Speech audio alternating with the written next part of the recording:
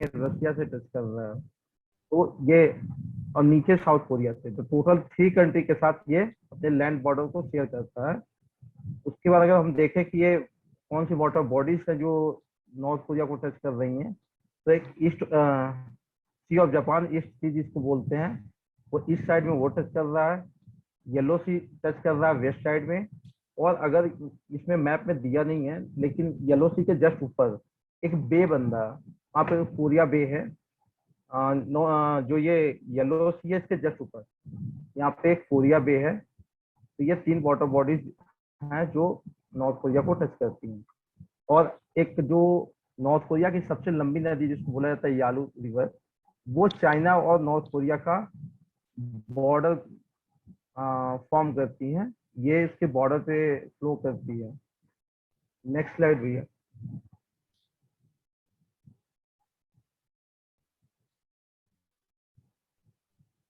North Korea, North Korea को officially जो नाम है वो है Democratic People's Republic of Korea, DPRK बोलते हैं। और ये इसका ऑफिशियल नेम है। लोकेशन कहाँ है इसका, तो ये ईस्ट एशिया में है, on the northern part of Korean peninsula. Capital जो है वो प्योंगयांग है। Pyongyang is located on the river Taedong. Taedong एक रिवर है जो प्योंगयांग से फ्लो होती है, उसके थ्रू फ्लो होती है। करेंसी जो वहाँ की है वो है कोरियन पीपुल्स वॉन्ट। और वहाँ जो रिलीजन है, तो एक्चुअली जो नॉर्थ कोरिया है वो एक कम्युनिस्ट कंट्री है।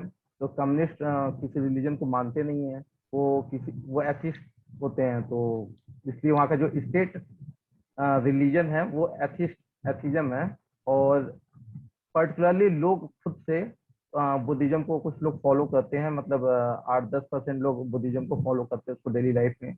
बाकी कुछ पुराने कन्फ्यूशियन को भी मानते हैं। लेकिन स्टेट का जो रिलीजन है, मतलब कि वहाँ का जो ऑफिशियली रिलीजन है वो स्टेट एथिज्म है। जैसे हमारे यहाँ सेकुलर है कि आप किसी भी रिलीजन को फॉलो कर सकते हैं।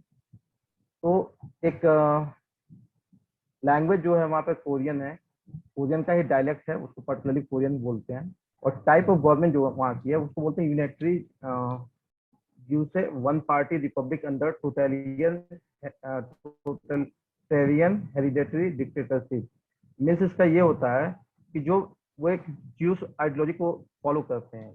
इसका मतलब ये होता है कि वो जो ये है नॉर्थ कोरिया है, कि नॉर्थ कोरिया जो है वो सेल्फ रिलायंस से बिलीव करता है। मीन्स उसका जो नॉर्थ कोरिया है वो टोटली आइसोलेटेड है, बाकी कंट्रीज से आइसोलेटेड है, और ये ज्यादा बाकी कंट्री से डिपेंडेंट नहीं है। तो ये यूसे आइडियोलॉजी को फॉलो करता है। तो वो उसका इसमें जो उसका कॉन्स्टिट्यूशन है उसमें डिफाइन किया गया है इसको कि जो यूसे है, और वन पार्टी रिपब्लिक है, मतलब कि वहाँ एक ही पार्टी है जो रूल करती है।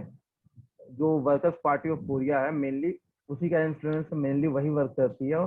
और ये टोटलिटियन हेरिडेटरी डिक्टेटरशिप है, मतलब कि यहाँ पे जो डिक्टेटरशिप तो है लेकिन वो एक पर्टिकुलर फैमिली की है, हेरिडेटरी चला आ रहा है।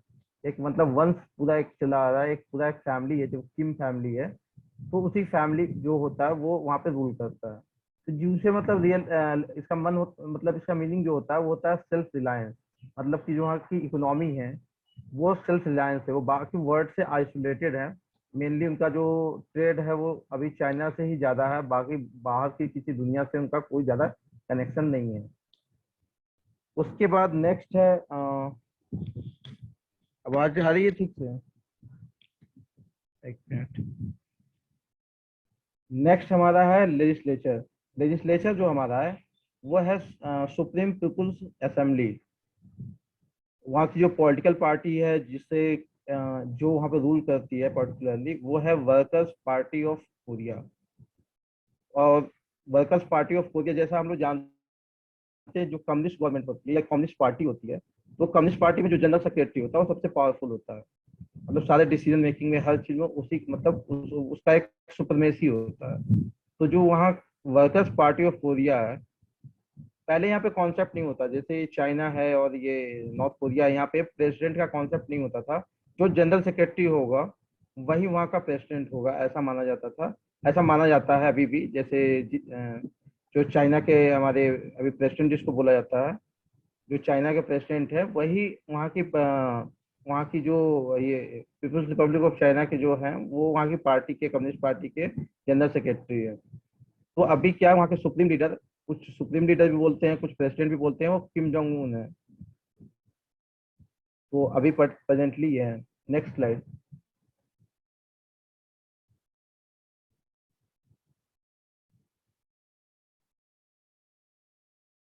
जो वहाँ की ज्योग्राफी है,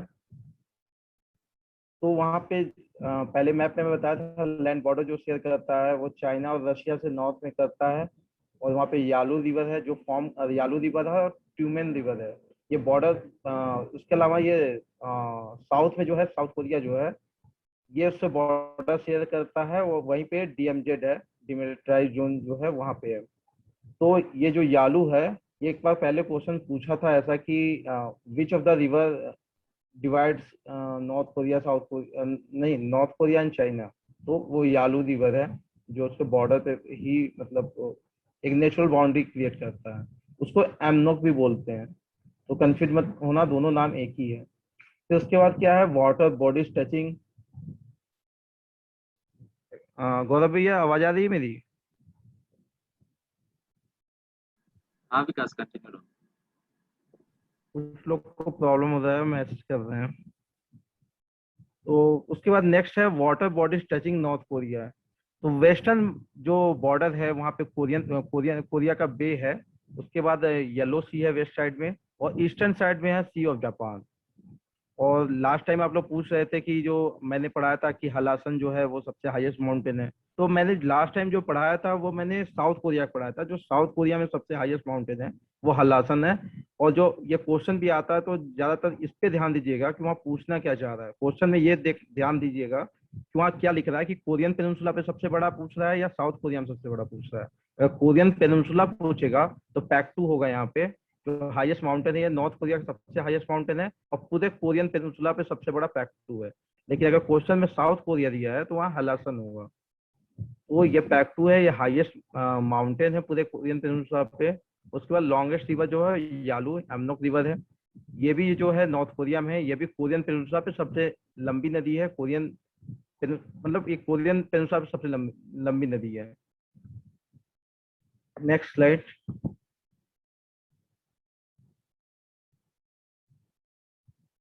उसके बाद कुछ फैक्ट्स हैं, जैसे कि कोरिया जो नाम है, ये कोरिया जो नाम है, गोरियो डायनेस्टी जो थी, जो रूल करती थी अराउंड ये 10th सेंचुरी एडी के टाइम में ये गोरियो डायनेस्टी थी। उसके उसी से ये नाम डिराइव किया गया। गोरियो से कोरिया हो गया था। जैसे इंडिया में भारत के नाम से भारत हो गया था, ऐसे डिराइव हो गया था। तो उसके बाद है North Korea was also part of Japan colonization and was divided in 1945 after the Japanese surrender at the end of World War II।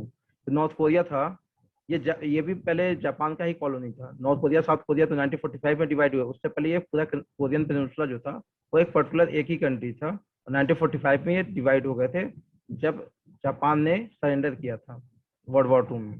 The northern part of Korean Peninsula was occupied by the Soviet Union and southern by the United States। जो north part है जो Korean peninsula का, वो Soviet union ने occupy किया, और south वाला United Nations नहीं, यूनाइटेड स्टेट्स ने कवर किया था। बाद में यूनाइटेड नेशंस का सपोर्ट मिला था उसको। फिर उसके बाद क्या हुआ कि रीयूनिफिकेशन के लिए जो बात चल रही थी दोनों कंट्रीज में, उसने ऊपर वाला उसने कब्जा कर लिया, नीचे यूएस ने कर लिया। फिर दोनों में नेगोशिएशन चला कि कैसे इसका रीयूनिफिकेशन किया जाए, कैसे दोनों कंट्रीज को फिर से एक किया जाए। लेकिन वो फेल हो गया। क्यों? क्योंकि आइडियोलॉजिकल डिफरेंसेस थे। जो साउथ वाला पार्ट था, उधर के लीडर थे सिंगमैनरी, ऊपर थे किम इल सुंग थे। तो दोनों के बीच में एक आइडियोलॉजिकल डिफरेंसेस था। वो बैक थे रसिया से, और सिंगमैनरी जो बैक थे वो यूएस से थे। ये कैपिटलिस्ट आइडियोलॉजी को फॉलो करते थे। और जो नॉर्थ में थे आप किम इल सुंग, वो कम्युनिस्ट आइडियोलॉजी को फॉलो करते थे। तो दोनों ही चाहते थे, वो चाहते थे कि एक कैपिटलिस्ट कंट्री बने, वो चाहते थे एक कम्युनिस्ट कंट्री बने। तो दोनों के बीच में आइडियोलॉजिकल डिफरेंसेस हुए। तो उसके बाद वहीं पे डिवाइड हो गया 1948 में। दोनों सेपरेट कंट्रीज हो गए थे। सेपरेट गवर्नमेंट फॉर्म हुआ था जिसको बोलते हैं Socialist Democratic People's Republic of Korea. ये सोशलिस्ट एक बनाया गया, उसके बाद एक कैपिटलिस्ट बना रिपब्लिक ऑफ कोरिया। फिर उसके बाद क्या हुआ कि जो नॉर्थ कोरिया था एक सोशलिस्ट स्टेट बना, और उसकी जो आइडियोलॉजी थी वो जूसे आइडियोलॉजी पर वर्क करता था, जहाँ वन पार्टी हेरिडेटरी डिक्टेटरशिप थी, मतलब वन पार्टी ही रूल करेगी।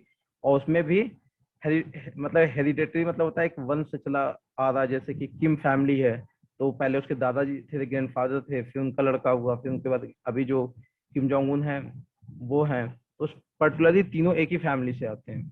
फिर नेक्स्ट है North Korea follows ideology of Juche and Songun. Juche बताया था सेल्फ रिलायंस का था, कि मतलब कि जो नॉर्थ कोरिया होगा वो सेल्फ रिलायंस करेगा, मतलब कि वो अपनी इकोनॉमी को डेवलप करने के लिए, अपने कंट्री को स्ट्रेंथन करने के लिए वो क्या करेगा, सेल्फ रिलायंस का सहारा लेगा, जो स्टालिन ने किया था रशिया में। वो बहुत सारी इंडस्ट्रीज को लगाएंगे, वो स्टील एंड आयरन वाला फैक्ट्रीज को ज्यादा लगाएंगे, वो अपनी इकोनॉमी को वो करने के लिए कि बाकी कंट्रीज को डिपेंडेंट नहीं रहेंगे, मेनली उनका ये था। फिर उसके बाद क्या है कि सोंगुन सोंगुन जो था, सोंगुन मतलब होता है मिलिट्री फर्स्ट। मतलब ये जो आइडियोलॉजी आई थी ये किंग जोंगिल के टाइम में आई थी। इस मिलिट्री फर्स्ट का मतलब ये होता है कि इनका जो फोकस था वो मेनली आपको कैसे अपनी मिलिट्री को स्ट्रॉन्ग करना है। इनका ज्यादातर जो जीडीपी होता है, जो इनका इकोनॉमी का ज्यादातर जो इनका मनी होता है, वो इनकी मिलिट्री में खर्च होता है। अभी देखोगे वहाँ की स्थिति जो है, वहाँ की जो सिचुएशन है एकदम बिल्कुल बहुत वर्स्ट है। वहाँ पे लोगों के पास खाने के लिए नहीं है, लोगों के पास एम्प्लॉयमेंट नहीं है, बहुत सारी चीजें हैं, लेकिन वहाँ की जो गवर्नमेंट है वो इन सब चीजों के बावजूद ज्यादातर अपना जो जीडीपी का एक जो उनका बजट है उस पर ज्यादातर पैसा वो लोग खर्च करते हैं अपने मिलिट्री पे। अभी जैसे नॉर्थ कोरिया का जो जीडीपी है 178 रैंक है, लेकिन अगर देखोगे तो वो न्यूक्लियर पावर है। इसके साथ साथ उसमें देखोगे तो टॉप 5 में आता है, इसमें आपका सबमरीन्स में सबसे ज्यादा सबमरीन्स टॉप 5 में आता है। तो ज्यादातर वो अपने मिलिट्री पे ही खर्च करता है, वो हमेशा मिसाइल कुछ ना कुछ फायर करता रहता है, कुछ ना कुछ टेस्ट करता रहता है, क्योंकि वो इन सब मिलिट अगर वो जानता है कि अगर वो ये सब चीजें नहीं करेगा, अगर वो अपने न्यूक्लियर टेस्ट नहीं करता, तो उसकी भी जो सिचुएशन होती है वो इराक की तरह होती है। जैसे यूएस क्या था, एक यूएस ने इराक पे जैसे हमला किया, तो इसको भी एक डर था अंदर से, एक उसको फियर था कि कल को यूएस या वेस्टर्न कंट्रीज मिलके नॉर्थ कोरिया पे अटैक कर सकते हैं। उसको एक डर था कि साउथ कोरिया को जो बैक करता है वो यूएस करता है, तो कल को जैसे दोनों कंट्रीज चाहती हैं कि पूरे कोरियन पेनिनसुला पे उनका वो हो, ऑक्यूपेशन हो, ठीक है। अब ये चाहते हैं कि हम पूरा साउथ पे कब्जा कर ले, वो चाहते हैं हम नॉर्थ पे कब्जा कर लें। दोनों का चलता रहता है रियूनिफिकेशन का। तो उसमें इनको डर होता है कि कल को साउथ कोरिया जो है वो यूएस के साथ या वेस्टर्न कंट्रीज के साथ मिल के कहीं इन पे वो ना कर ले, नॉर्थ कोरिया कैप्चर ना कर ले। तो इसके लिए उसने क्या किया, न्यूक्लियर डिटरेंस उसके पास एक है कि न्यूक्लियर उसके पास होगा तो कोई इस पर अटैक नहीं कर पाएगा, तो उसने उसको डेवलप किया है। फिर नेक्स्ट है कोरियन वॉर जो था, वो 1950 से लेके 53 तक हुआ था। और कोरियन आर्मिस्टिक एग्रीमेंट जो साइन हुआ था, तो उसके थ्रू क्या हुआ था, सीज फायर हो गया था, और उसके बाद डिमिलिटराइज जोन डीएमजेड बना दिया गया। फिर नेक्स्ट है कि नॉर्थ कोरिया पॉलिटिक्स जो था, वो पूरा पॉलिटिक्स जो है वो कल्ट ऑफ पर्सनालिटी पे चलता है। कल्ट ऑफ पर्सनालिटी क्या होता है कि जो किम फैमिली के जो आपके सुप्रीम लीडर्स हैं, उन सुप्रीम लीडर्स को ये लोग ट्रीट करते हैं, वहाँ के जो पूरा एडमिनिस्ट्रेशन है, पूरी जो गवर्नमेंट है, उनको ऐसे ट्रीट किया जाता है जैसे वो गॉड है। जैसे कि किम इल सुंग जो है, जो उनके ग्रैंडफादर थे, जो फर्स्ट प्रेसिडेंट थे, उनका जो एक इमेज बनाया गया, वो एक इमेज पोर्ट्रे किया गया वहाँ पूरी सोसाइटी में, वो ऐसे पोर्ट्रे किया गया जैसे कि वो एक गॉड है। जैसे कि वहाँ की हिस्ट्री में, वहाँ की बुक्स में, वहाँ पे उनको मतलब वहाँ रिलीजन तो है नहीं, तो इनको इनकी वो लोग पूजा करते हैं, उनको बारे में बहुत सारी प्रोपेगेंडा करते हैं, उनके बारे में बहुत सारी स्टोरीज बनाते हैं। जैसे कि अभी जब ये किम जोंग उन जब पैदा हुआ था, तो हम लोग को एमएससी के अंडर में पढ़ाया गया था कि मैं इस पे पर्टिकुलरली पढ़ा था, प्रेजेंटेशन दिया था, तो इसमें यह था कि किम जोंग उन जब पैदा हुए थे तो उनके बारे में ऐसा ऐसा मतलब लिखा गया था कि जब ये पैदा हुआ था तो ये घोड़े से तेज दौड़ता था, ये जब ये वो मतलब इसका निशाना कभी नहीं चुकता, मतलब ऐसी इस तरह की कहानियां बना के बुक्स में पढ़ाई जाती हैं, ताकि जो पूरी उनकी मतलब जो उसके लोग हैं, मतलब नॉर्थ कोरिया के लोग हैं, वहाँ के सिटीजन्स हैं, वो इनको एज ए गॉड ट्रीट करें। जैसे एक कहानी की तरह इनको हीरो बना दिया जाता है बचपन से, किताबों में, मीडिया में। सब तो गवर्नमेंट कंट्रोल होती है, मीडिया अपने आप से कुछ लिख नहीं सकती है, और गवर्नमेंट का क्रिटिसिज्म तो कर ही नहीं सकते वहाँ पे। तो ये लोग उनको ऐसे वहाँ के टीवी पे क्या दिखाएगा, वहाँ पे न्यूज में क्या दिखाया जाएगा, सब गवर्नमेंट कंट्रोल करती है। और वहाँ पे हमेशा यही पोर्ट्रे किया जाता है कि जो जो भी है नॉर्थ कोरिया में, जो भी है वो किम फैमिली की वजह से है। जो है वो किम नहीं, मतलब किम फैमिली जो ये डायनेस्टी है यही किया है, और यही हमारे भगवान है। फिर नेक्स्ट है ऑन 2006 में नॉर्थ कोरिया ने क्या किया था, फर्स्ट न्यूक्लियर वेपन टेस्ट किया था अपना, जब उसने अनाउंस किया था कि उसने पहला न्यूक्लियर टेस्ट किया। उसके बाद क्या हुआ, साउथ कोरिया के पास नहीं है न्यूक्लियर पावर। साउथ कोरिया ने भी डेवलप करने की कोशिश किया था नॉर्थ कोरिया के काउंटर में अपनी सिक्योरिटी के लिए, लेकिन यूएस ने उसको मना कर दिया था, और यूएस ने उसकी सिक्योरिटी की जिम्मेदारी खुद ली थी। और इसके लिए यूएस साउथ कोरिया अपने फोर्सेस को डिप्लॉय करके रखा है, और बहुत सारे अपने एंटी मिसाइल सिस्टम को वहाँ लगा रखा है ताकि वो साउथ कोरिया को सेफ गार्ड कर सके। उसके बाद नॉर्थ कोरिया जो है,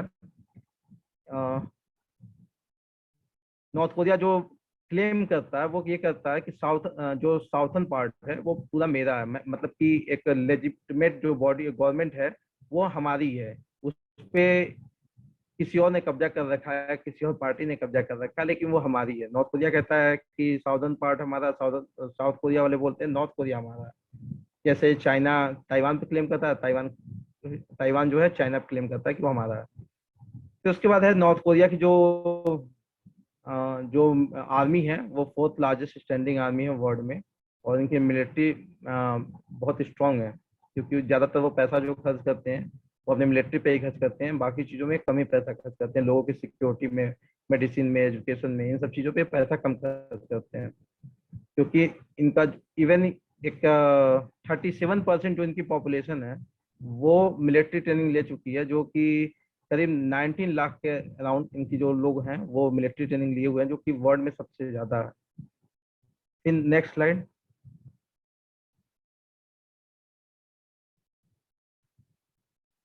जो उसका फॉर्मेशन हुआ था, जिसका फॉर्मेशन हुआ था एक्चुअली यहाँ फर्स्ट में थोड़ा सा लगता है एडिट करने में कुछ हो गया।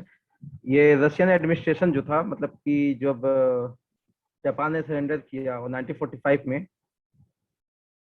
जब 1945 में जापान सरेंडर किया, उसके बाद जब वो पूरा कोरियन पेनिनसुला डिवाइड हुआ, और जब ऑक्युपाई कर रहा था यूएस जो था वो साउथ में ऑक्युपाई कर रहा था, और जो रशिया था वो नॉर्थ में ऑक्युपाई कर रहा था, तो उस समय क्या हुआ, रशियन एडमिनिस्ट्रेशन आया 3 अक्टूबर 1945। यहाँ 1945 मिस हो गया, 1945 था। उसके बाद क्या हुआ कि इसमें ज्यादा डिटेल्स में नहीं आता, बेसिक चीजें आती हैं। तो प्रोविजनल गवर्नमेंट बनाया रशिया ने, वहाँ एक प्रोविजनल गवर्नमेंट बनाया 8 फरवरी 1946 में प्रोविजनल गवर्नमेंट बनाया, जिसमें हेड बनाया था इसने किम इल सुंग को बनाया था। फिर डीपीआर की मतलब democratic people Republic of Korea जो स्टेबलाइज कब हुआ था, वो 9 सितंबर 1948 को हुआ था, जब दोनों में नेगोशिएशन नहीं हो पाया, रियूनिफाई नहीं हो पाया, दोनों ने सेपरेट सेपरेट बना लिया था। तो उसका 15 अगस्त 1948 में बना था आरओके, और 9 सितंबर 1948 में बना डीपीआर के। इसका फुल फॉर्म याद कर लेना, ये भी आ जाता है। फिर उसके बाद है करेंट कॉन्स्टिट्यूशन, जो अभी का कॉन्स्टिट्यूशन है। कॉन्स्टिट्यूशन में इनके बाद में थोड़ा सा बदलाव किया गया था। तो 1972 में इनका जो अभी करंट कॉन्स्टिट्यूशन है वो 1972 में आया था। फिर वो एडमिट कब हुआ था, वो 1991 में एडमिट हुआ था यूएन में, मतलब यूएन का मेंबर बना था। क्योंकि दोनों क्लेम करते थे कि इतना लेट से इसलिए किया क्योंकि दोनों क्लेम करते थे, जैसे साउथ कहता था कि नॉर्थ मेरा है, तो नॉर्थ को मेंबरशिप नहीं मिलनी चाहिए यूएन की, हमको मेंबरशिप दो, बाकी वहाँ तो कम्युनिस्ट ने कब्जा कर रखा है। ऐसे जो नॉर्थ वाले होते थे वो बोलते थे साउथ वाले कब्जा करके बैठे हुए हैं, वो भी हमारा है, पूरा कोरियन पेनिनसुला हमारा है। वो कहते थे नॉर्थ कोरिया को मेंबर बनाओ, साउथ को मत बनाओ। तो बाद में दोनों ही मतलब 1991 में उसको यूएन के मेंबर हो गए। Next slide. फिर उसके बाद जो सुप्रीम लीडर्स हुए नॉर्थ कोरिया में, तो मेनली इनका पूछता है कि आपको 4 ऑप्शन भी दे देता है कि कौन से इसमें सुप्रीम लीडर नहीं थे। तो ये नाम तीनों याद होना चाहिए कि कौन कौन से, और एक सीक्वेंस में याद होना चाहिए, सबसे पहले कौन था, उसके बाद कौन था, उसके बाद कौन था। तो जो सुप्रीम लीडर थे किम उल सुंग, जो वो डबल आई दिख रहा है ना, डबल एल लग रहा होगा, वो आई है और एल है। तो किम उल सुंग है, और he was a North Korean politician and the founder of North Korea, which he ruled from the country establishment in 1948 until his death in 1994. तो जब किम इल सुंग जो थे ये 1948 में जब डीपीआर के बना तब से लेके 1994 तक थे। सबसे पहले प्रीमियर थे। प्रीमियर होता है कि जो उसका एक्सटर्नल सारे मैटर देखता है, या बोल सकते हो कि फॉरेन मिनिस्टर की तरह, एक फॉरेन मिनिस्टर की तरह। पहले वहाँ पे प्रेसिडेंट नहीं होते थे, पहले वहाँ प्रीमियर होते थे। तो ये 1948 से लेकर 1972 तक प्रीमियर था, और उसके बाद जो नई कॉन्स्टिट्यूशन बनी उसके हिसाब से ये प्रेसिडेंट बना। 1972 से लेकर 1994 तक ये प्रेसिडेंट थे। फिर उसके बाद आए Kim Jong Il. Kim Jong Il जो थे उनके सन थे। तो किम जोंग इल जो थे वो नॉर्थ कोरिया के सेकेंड सुप्रीम लीडर थे, और 1994 से लेकर 2001 तक थे। और उसके बाद उनके बाद आए Kim Jong Un. Kim Jong Un जो थे ये भी सुप्रीम लीडर अभी करेंटली हैं। और ये भी जो वहाँ का जो सुप्रीम लीडर होता है या प्रेसिडेंट जो होता है, वही जनरल सेक्रेटरी होता है वर्कर्स पार्टी ऑफ कोरिया का। वही वहाँ चीफ ऑफ आर्म जो होता है, पूरी आर्मी का जो चीफ होता है वो भी वही होता है। कोई सुप्रीम लीडर बोलता है, कोई प्रेसिडेंट भी बोलता है, तो दोनों ही होता है इसमें। तो जैसे कि चाइना में भी है, हम प्रेसिडेंट बोलते हैं, लेकिन वहाँ प्रेसिडेंट का कॉन्सेप्ट नहीं होता। वहाँ जनरल सेक्रेटरी जो होता है, कम्युनिस्ट पार्टी में ऐसा होता है कि जो जनरल सेक्रेटरी कम्युनिस्ट पार्टी का होता है वही सबसे हेड होता है, वही सारी चीजें डिसाइड करता है। तो ये जो किम जोंग उन है ये जनरल सेक्रेटरी भी है वर्कर्स पार्टी ऑफ कोरिया। अगर पूछे जनरल सेक्रेटरी कौन है तो किम जोंग उन है। अगर प्रेसिडेंट पूछे तो भी किम जोंग उन है। अगर सुप्रीम लीडर पूछा तो भी किम जोंग उन है अभी प्रेजेंट में। Next slide.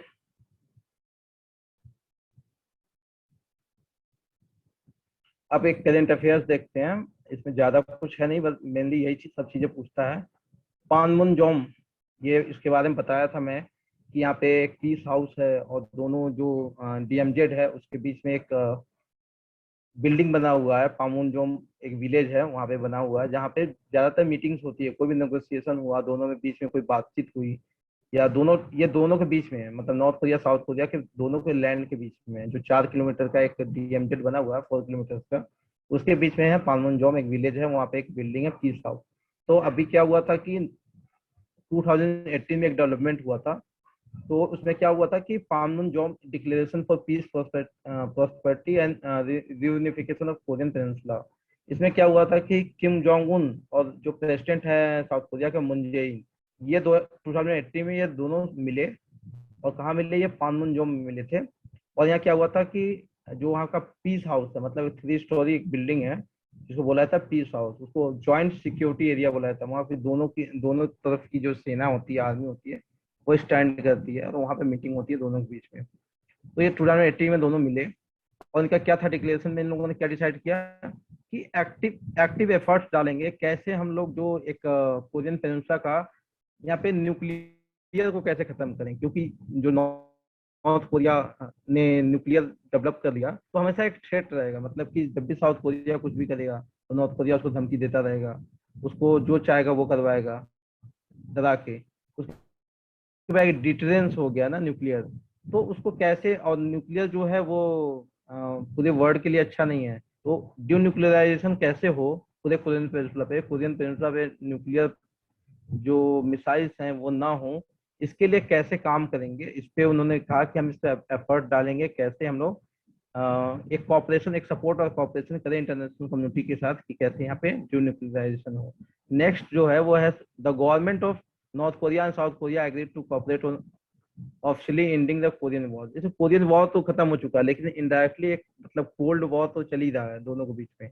जैसे इंडिया पाकिस्तान के बीच में वॉर नहीं है, लेकिन एक वॉर तो है ही, कहीं ना कहीं हम एक दूसरे को काउंटर करते रहते हैं। तो वो नॉर्थ कोरिया और साउथ कोरिया ने इस पे भी एग्री किया कैसे हम कॉपरेट कर सकते हैं, कि कैसे जो ये वॉर है हमारे बीच में, वो कॉन्फ्लिक्ट है जो होता रहता है बीच बीच में, सीजफायर होते रहते हैं, तो ये कैसे खत्म किया जाए, इस पे कैसे एक नया पीस के लिए काम करें, कैसे हम लोग इसको यूनिफिकेशन की तरफ ध्यान दें, कैसे दोनों कंट्री की प्रॉस्पेरिटी पे ध्यान दें, कैसे हम दोनों के बीच में कम्युनिकेशन बढ़ाएं, कैसे हम लोग रिलेशन बढ़ाएं। तो इस पे इन लोगों ने डिक्लेरेशन दिया था। नेक्स्ट।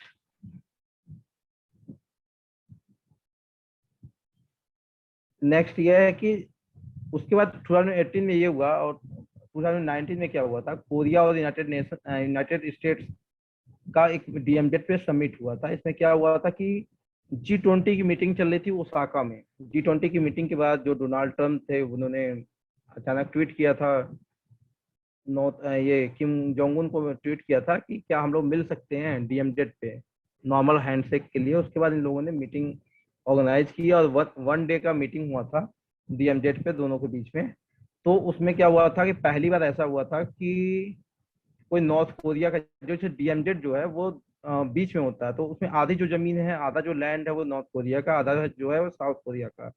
तो पहली बार ऐसा हुआ था कि 1953 के बाद पहली बार ऐसा हुआ था कि कोई नॉर्थ कोरियन प्रेसिडेंट था, उसने साउथ कोरिया में कदम रखा था। और पहला ये सिटिंग प्रेसिडेंट थे डोनाल्ड ट्रम्प जो नॉर्थ कोरिया में अपना फर्स्ट मतलब स्टेप रखे थे। तो इसमें क्वेश्चन पूछ सकता है कि ये पीएचडी में क्वेश्चन आया था एक्चुअली, ये कि जो किम जोंग उन है और डोनाल्ड ट्रम्प है, ये दोनों की मीटिंग कहाँ हुई थी। तो इनकी दो मीटिंग हुई थी, एक तो शंग्री लॉ डायलॉग होता है सिंगापुर में, एक वहां हुई थी। लेकिन यहाँ पे ये पूछ रहा है कि दोनों की मीटिंग 2019 में कहाँ हुई थी, तो वो जवाब तुम्हारा जो होगा वो होगा तुम्हारा डीएमजेड पे, पानमुनजोम में जो हुआ था वहां पे होगा। और 2018 में एक और इन लोग की मीटिंग हुई थी किम जोंग उन का और ये डोनाल्ड ट्रम्प का, यहाँ हुआ था सिंगापुर में, सांग्री ला डायलॉग होता है वहां मिले थे। लेकिन 2019 में ये लोग यहाँ मिले थे डीएमजेड पे। तो इसको एक क्वेश्चन इसमें पूछ सकता है, क्योंकि लास्ट ईयर क्वेश्चन पूछा था पीएचडी के एग्जाम में। फिर अभी तो इतना ही है इसमें, नॉर्थ कोरिया से ज्यादा क्वेश्चन नहीं पूछता है। बाकी जो उनका कल्चर है पुराना, तो वो तो वही है कल्चर उनका जो साउथ कोरिया का था 1945 से पहले जो उनका कल्चर था, वही डायनेस्टीज थी। हुआ नहीं जो है वो ज्यादातर कुछ शेयर करता नहीं है बाहर की दुनिया से, तो ज्यादा किसी को कुछ पता नहीं है वहाँ पे क्या होता है क्या नहीं होता है। और एक हुआ था मेजर, यहाँ फैमिन आया था, भुखमरी हुई थी 94 से लेकर 1998 के बीच में, यहाँ फैमिन आया था। एक वो इम्पोर्टेंट हो सकता है, बाकी कुछ इम्पोर्टेंट है नहीं। ठीक है, बाकी कोई क्वेश्चन है तो पूछ सकते हो।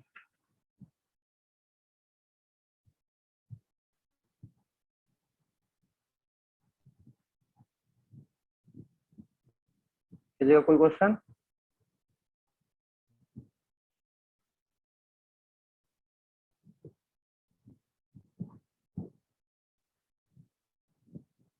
Which type of government means communist country है जहाँ पे वन पार्टी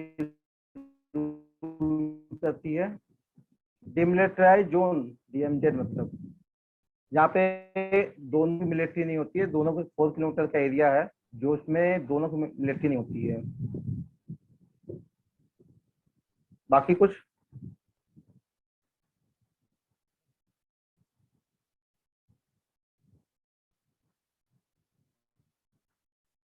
सॉन्गुन का जो सॉन्गुन का रूल लाया था, वो लाया था तुम्हारे किम जोंग इल ने ले आया था। उसका मतलब ये होता है मिलिट्री फर्स्ट।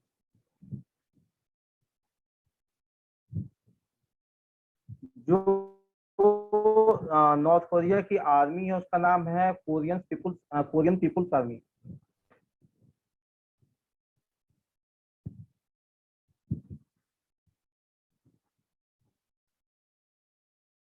नहीं, कोई ब्रांड नहीं है, इंडिया का भी रिलेशन कुछ अच्छा नहीं है हमारा, उससे ट्रेड होता था। अभी नॉर्थ कोरिया से हमारा ट्रेड पहले होता था, ज्यादा नहीं होता था, फिर भी थोड़ा बहुत होता था। लेकिन जब यूएसए ने सैंक्शंस लगा दिए तो इंडिया का उससे ट्रेड भी बंद हो गया। उसमें जो नॉर्थ कोरिया के प्रेसिडेंट मिले थे और डोनाल्ड ट्रम्प मिले थे, उसमें साउथ कोरिया के प्रेसिडेंट भी थे, क्योंकि वो तो जब उनकी कंट्री में विजिट किए तो साउथ कोरिया के प्रेसिडेंट भी उनके साथ रहेंगे ही।